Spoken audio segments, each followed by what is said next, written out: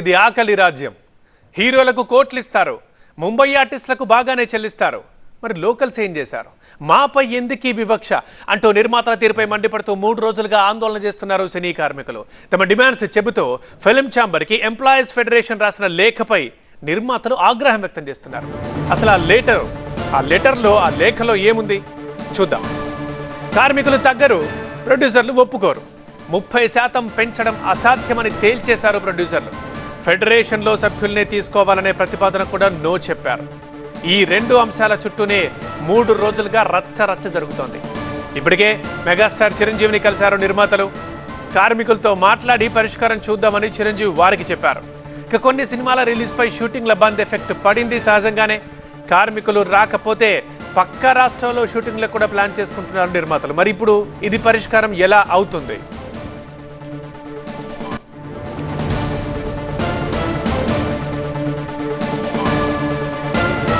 Film chamber of commerce కి employees federation ఒక లేఖ రాసింది. అందులో ఉన్న అంశాలు ఒకసారి చూద్దాం. 30% వేతనాలు పెంచితేనే షూటింగ్స్ కి వస్తాం. లేబర్ యాక్ట్ ప్రకారం 8 గంటలే పనిచేస్తాం.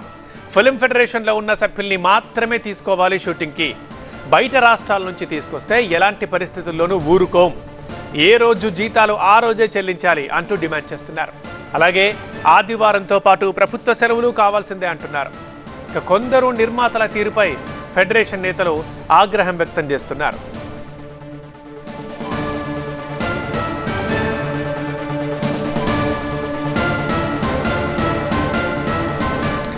మా ఎంటర్టైన్మెంట్ హెడ్ లక్ష్మీనారాయణ లైవ్లో అందుబాటులో ఉన్నారు, మాట్లాడదాం. లక్ష్మీనారాయణ, ఇది 2 వర్గాల నుంచి కూడా గట్టిగానే ఉంది డిమాండ్. మేము తగ్గమని నిర్మాతలు అంటున్నారు, మేము ఒప్పుకోమని చెప్పేసి మరి ఎంప్లాయీస్ చెప్తున్నారు. ఎలా మరి దీనికి పరిష్కారం ఎక్కడ దొరకబోతోంది?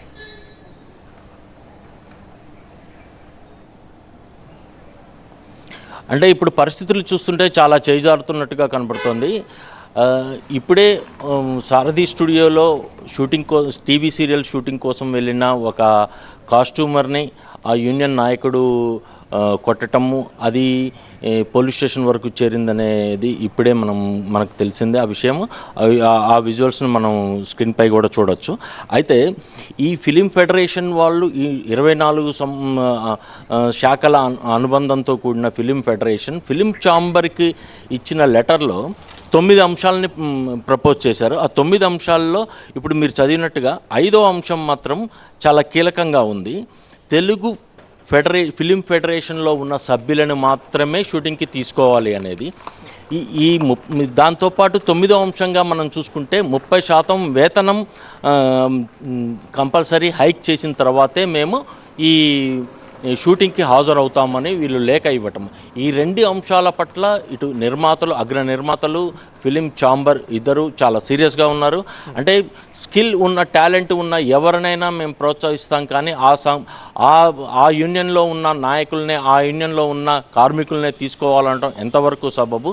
అయినా ప్రస్తుతం ఉన్న పరిస్థితుల్లో ఈ 30% వేతనం చెల్లించలేము అనేది చాలా నిర్దిగ్ధంగా వీళ్ళు ఫిలిం ఫెడరేషన్ వాళ్ళు పెట్టిన అంశాలను చాలా క్లియర్గా కొట్టిపారేశారు.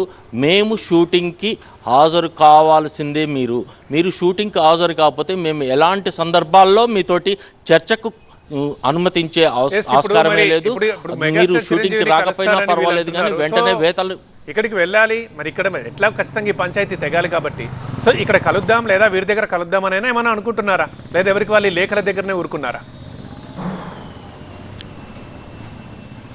అంటే ప్రస్తుతం ఈరోజు మాత్రం ఈ చాలామంది నిర్మాతలు విడివిడిగా, కొంతమంది కలిసి ఒక హీరో దగ్గరికి, కొంతమంది కలిసి ఒక హీరో దగ్గరికి, అందరు హీరోల్ని కలిసే అంశాన్ని ఈరోజు వాళ్ళు ఒక ప్రణాళికగా పెట్టుకున్నారు నిర్మాతలందరూ.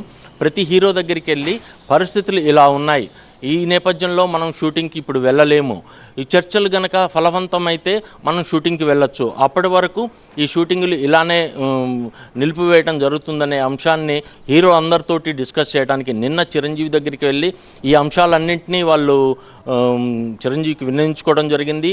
ఈ 24 క్రాఫ్ట్స్ వల్ల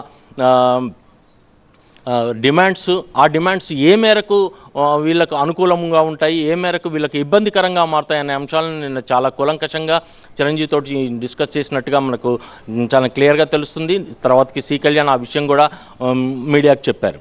అంటే ఇక్కడ కావాల్సింది ఏంటి అంటే హీరోలకి అసలు విషయం చెప్పి వాస్తవ పరిస్థితులు ఇది అని చెప్పిన తర్వాత షూటింగ్లకు కొన్ని రోజులు బ్రేక్ తీసుకునే అవకాశం కూడా ఉంది.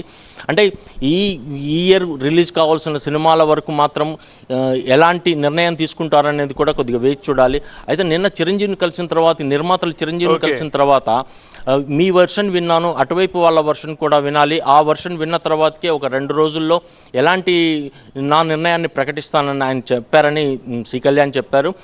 అదే అనుగుణంగా ఈరోజు ఇప్పటి వరకైతే చిరంజీవి తోటి ఈ ట్రేడ్ యూనియన్ నాయకులు ఎవరు సమావేశం కాలేదు. అంటే అలాంటి అధికారిక సమాచారం ఏమీ లేదు. ట్రేడ్ యూనియన్ వాళ్ళకు కూడా అక్కడి నుంచి ఏం మెసేజ్ వచ్చినట్టుగా ఇప్పటివరకు ఏమీ లేదు. అయితే శ్రీ కళ్యాణ్తో మాత్రం ట్రేడ్ యూనియన్ నాయకులు ఇప్పుడు ప్రస్తుతానికి చర్చల్లో పాల్గొన్నారు. అది ఎంతవరకు అవుతుందో, ఆ అవుట్కమ్ వచ్చాక ఇక్కడ జరుగుతున్న పరిణామాలు ఎలా ఉంటాయో ఒకసారి చూద్దాం.